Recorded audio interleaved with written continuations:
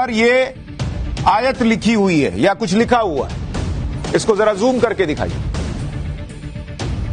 टीपू सुल्तान की तलवार के हैंडल पर जो लिखा था उसका मतलब हमें नहीं बताया गया। जबरदस्त तलवार थी, कवच तोड़कर घुस जाती थी, यह बताया, लेकिन हैंडल पर क्या लिखा था आपको पता है?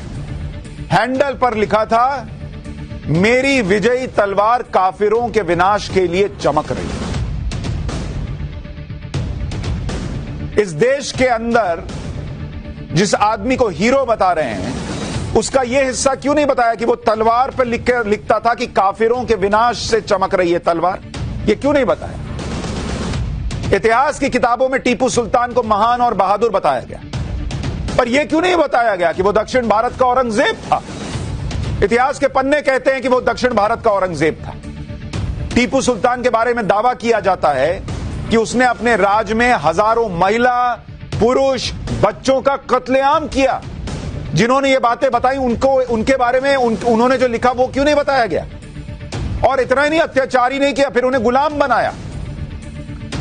टीपू सुल्तान ने सैकड़ों हिंदू मंदिरों को ध्वस्त किया और मैंगलोर, कुर्ग, कोयंबटूर, केरल जैसी जगहों पर हजारों लोगों का धर्मांतरण किया, यह दावा किया जाता है। यह क्यों नहीं पढ़ाया गया हमें? सीरियल में क्यों नहीं दिखाया?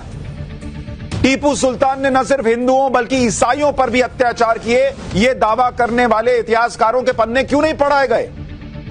उसने चर्च नष्ट किए, जलाए, उनका धर्मांतरण किया, यह कहां चला गया?